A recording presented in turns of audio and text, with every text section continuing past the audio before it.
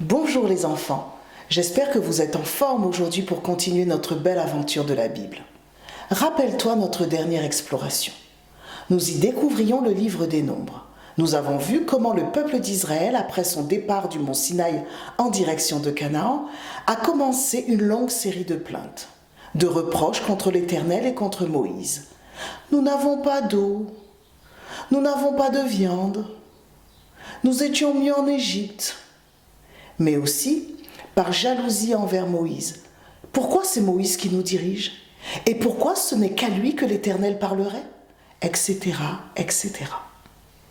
Nous avons aussi vu comment cette génération rebelle, c'est-à-dire constamment dans la désobéissance, est passée à côté de la terre que l'Éternel a fait promis de leur donner en refusant d'y entrer, car ils n'ont pas eu confiance malgré tout ce que l'Éternel avait fait pour eux. Résultat, ils ont passé 40 ans à marcher dans le désert et aucun d'entre eux n'a pu entrer en Canaan. Tous sont morts dans le désert, sauf leurs enfants, leurs petits-enfants, ainsi que Josué et Caleb, les deux seuls à avoir eu confiance en l'Éternel. Arrêtons-nous quelques instants là-dessus. Prends ton âge et ajoute-y 40 ans. Quel âge aurais-tu? Ça fait beaucoup, n'est-ce pas? Aujourd'hui, partons à la découverte du 5e livre dans notre bibliothèque de la Bible, le livre du Deutéronome. Sais-tu ce qu'est une loi? Une loi, c'est un ensemble de règles que les personnes doivent suivre et y obéir. En simple, une loi dit ce qu'on a le droit de faire et de ne pas faire. Le livre du Deutéronome reprend les lois des livres de l'Exode, du Lévitique et des Nombres que l'Éternel a donné à Moïse et que le peuple devait suivre. Et il est complété par de nouvelles lois, d'où le titre du livre qui signifie « répétition de la loi » ou « deuxième loi ». Essayons de comprendre tout cela. Moïse parle maintenant à la nouvelle génération, aux enfants du peuple d'Israël avant leur entrée dans le pays de Canaan. Il leur demande de ne pas faire comme leurs parents qui se sont rebellés contre l'Éternel, mais bien au contraire de rester fidèles à Dieu et d'obéir aux lois que l'Éternel leur a données. Il leur rappelle la longue marche dans le désert et les divers événements qui s'y sont déroulés. Les révoltes du peuple, les victoires dans les combats, la fidélité de l'Éternel. Il leur montre combien l'Éternel a pris soin d'eux au point que ni leurs chaussures ni leurs vêtements ne se sont abîmés pendant les 40 années où ils ont marché dans le désert. C'est extraordinaire. Moïse leur rappelle toutes les lois que l'Éternel a données à son peuple. Lois pour les cérémonies religieuses dans le tabernacle en particulier. Moïse encourage aussi les enfants du peuple d'Israël à se souvenir de leur alliance et à la respecter, en leur enseignant les conséquences de l'obéissance ou de la désobéissance aux lois et aux commandements de l'Éternel. Il leur rappelle que l'Éternel est le seul Dieu que le peuple doit adorer. Il est le Dieu créateur, nous l'avons vu. Il a créé le ciel, la terre et tout ce qui s'y trouve. Moïse met en garde le peuple contre les faux dieux. Il leur rappelle l'interdiction de leur rendre un culte ou de se prosterner devant eux. En effet, dans le pays de Canaan où le peuple s'apprête à rentrer, il y a beaucoup d'idoles, de faux dieux, c'est-à-dire des statues que les hommes ont fabriquées eux-mêmes et qui représentent soit des animaux, soit la forme d'un homme ou d'une femme. Ça ne te fait pas penser au veau d'or que le peuple avait demandé à Aaron de fabriquer afin qu'il puisse l'adorer? Nous avons bien vu ce qu'il s'est passé ensuite et les conséquences de leur désobéissance. Alors, Moïse répète aux enfants du peuple d'Israël les nombreuses lois et les nombreux commandements qui font partie de l'alliance de l'Éternel avec eux. Moïse donne aussi aux enfants du peuple d'Israël de nouvelles lois de la part de l'Éternel. Et là, on peut voir que l'Éternel a pris soin de ses enfants dans les moindres détails, car les lois concernaient tous les domaines de la vie. La justice, les prêtres, la vie de famille, la vie personnelle, la loi sur la vie en société, l'entraide, comment faire la guerre, etc. Dans les commandements, les lois que l'Éternel donne à son peuple et dans l'appel à l'obéissance, c'est l'amour qui triomphe. L'Éternel a choisi Israël par amour pour ce peuple. L'Éternel a donné des instructions, des lois à son peuple qui sont toutes remplies d'amour et non pour l'embêter. Ce sont des règles pour mener une vie heureuse.